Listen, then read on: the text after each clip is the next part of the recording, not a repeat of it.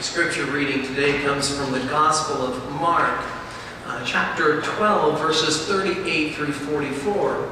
We've been spending a good, significant amount of time with the Gospel of Mark over the past few months, and we're getting closer to that time at the end of Jesus' ministry. And so he once again encapsulates kind of his whole theory of being and of how to be a disciple in this passage, as he has in former passages, just in a little different way and with a different metaphor. Let us listen to these words as we let our hearts be open to God's wisdom.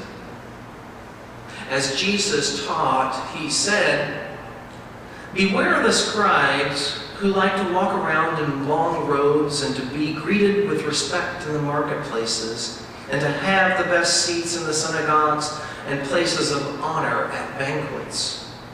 They devour widows' houses and for the sake of appearance say long prayers. They will receive the greater condemnation." He sat down then opposite the treasury in the temple and watched the crowd putting money into the treasury. Many rich people put in large sums. Then a poor widow came and put in 2 small copper coins, which are worth a penny. Then he called his disciples and said to them, "Truly I tell you, this poor widow has put in more than all those who are contributing to the treasury. For all of them have contributed out of their abundance, but she, out of her poverty, has put in everything she had, and all that she had to live on." May God add God's blessing to our understanding of these words for us today.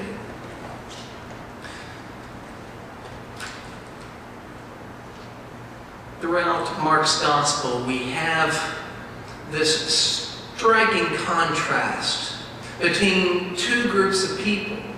And if you read closely, you'll see that these 2 groups of people may not be the 2 groups of people that you'd think. You might think about those who are Jewish and those who are not. But it's not the division that he talks about. It's between the division between the rich and the poor. We see this again and again, not only in his teachings, but also in the life experiences that he has. And it always seems that Jesus is talking about the vision in which these people have, the kind of mindset in which they take to making decisions in their lives. And he argues to his disciples that his disciples should follow the vision of the poor rather than the vision of the rich. That they ought to come to understand the world through the lens of those who are in poverty rather than those who are wealthy. As we think about the pragmatism of the rich, it is that pragmatism. People get rich often by being very pragmatic in their thought of what they can do to make more money, of being able to get gain in the world. And this really is in contrast with the way that Jesus is talking about to his disciples. He doesn't say for his disciples, "I want you to get rich so you can be more generous to other people around." Never once does he say anything close to that. Rather, he talks about giving of whatever it is that we have. It is a spirituality, not a pragmatism, which Jesus is speaking about. Now, in this passage, Jesus says for his disciples to beware of those who wear nice clothing, who sit in places of honor, and even those who give large donations. Now, it's interesting that he would say this. On a Stewardship Sunday, you might think that I would pick a passage in which talks about us giving more. That's not going to happen today. There's no guilt I want anybody to have in giving. Not that you give this much, then you're a good person. If you don't give that much, then you're not a good person.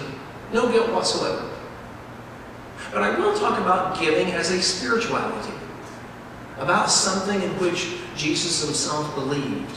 Now, Jesus contrasted those who are rich and powerful with their pragmatic ways, noticing that they too are oftentimes generous. In fact, we see in this passage that some very wealthy people came and gave to the treasury, and his disciples pointed out, that's a lot of money.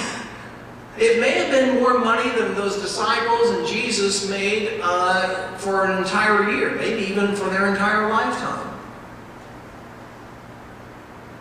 And the disciples were impressed. But it seems that Jesus was not so impressed. Along come a widow, a poor widow. That's almost a redundant phrase for the people of that day. And she came and she gave 2 small coins, the smallest coins that were available at that time. The 2 coins together were worth a penny. But Jesus says it was all that she had. Now, sometimes we hear pastors trying to guilt people into saying, okay, go and do likewise. Give them all that you have. Again, not going to happen.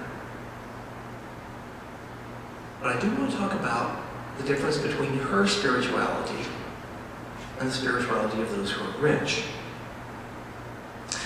As we think about the rich, and especially if we put it to our own society, and not just our society, but for that matter, Western nations, which tend to be capitalistic in many ways, that most people in Western civilization want to become wealthy. We hear this from children from very young. I want to make a lot of money. And we hear it from youth, and we hear it from high school students graduating. They want to go to college or do something to make a lot of money. And a lot of these people are not simply in it for the money. Some of them will even use the rationale that, I want to get a lot of money because I want to be charitable. I want to be able to make a lot so I can give more to others.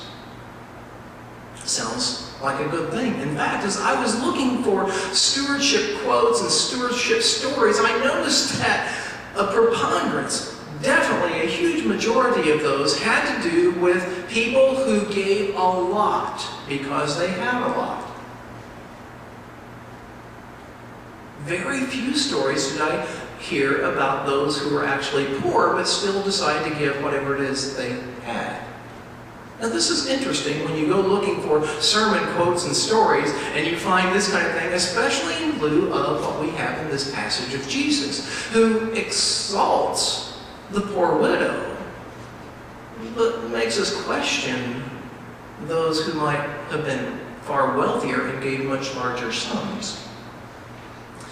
The point I think Jesus is trying to make is that the rich do not always make their money in a fair way. He pointed out, though the passage is about scribes here, I think it would apply, as many commentators have pointed out, that it would apply to all the rich people of his day, is that they used the system to get unfair advantage over others. In this case, part of the system, part of the law, is that if a husband died, that his widow and his children do not necessarily get the property. In fact, women could not have property. They could not own property. So that property had to go somewhere. Well, there were people who were willing to take that property from the widows. Sound corrupt? Yeah, it was. And this is what Jesus was pointing out. He even uses those who devour widows' houses. Not looking out for the sake of the widow who just lost her husband. The children who've just lost their father. Not showing compassion for them, but rather saying, how can I gain? How can I profit from their hardship? Jesus said, these people will receive their condemnation. You see, oftentimes people get rich on the backs of the poor. We see this in our own society, do we not? Now, I hear many times whenever that is pointed out, or whenever we hear these passages that Jesus talked about the rich. In fact, Mary heard it last time some weeks ago, in which I talked about the rich man who Jesus sent away, and he was weeping because Jesus said, "Go and give all you have to the poor." And he couldn't do it because he loved his money more than he loved the sense of being righteous. But Jesus wants to create this new world, this kingdom, this community of heaven upon earth in which all people are treated as equals. An egalitarian society where wealth is distributed evenly between people. And that it doesn't make one better because one has a lot of money and one can give more to charity. Jesus' point is, if we didn't have such an unjust system, we wouldn't need so much charity. We would be able to live together as equals, and all would have enough. As we think about Jesus' example here, his condemnation of those who had much, and his praise of this poor widow woman, we think about her situation.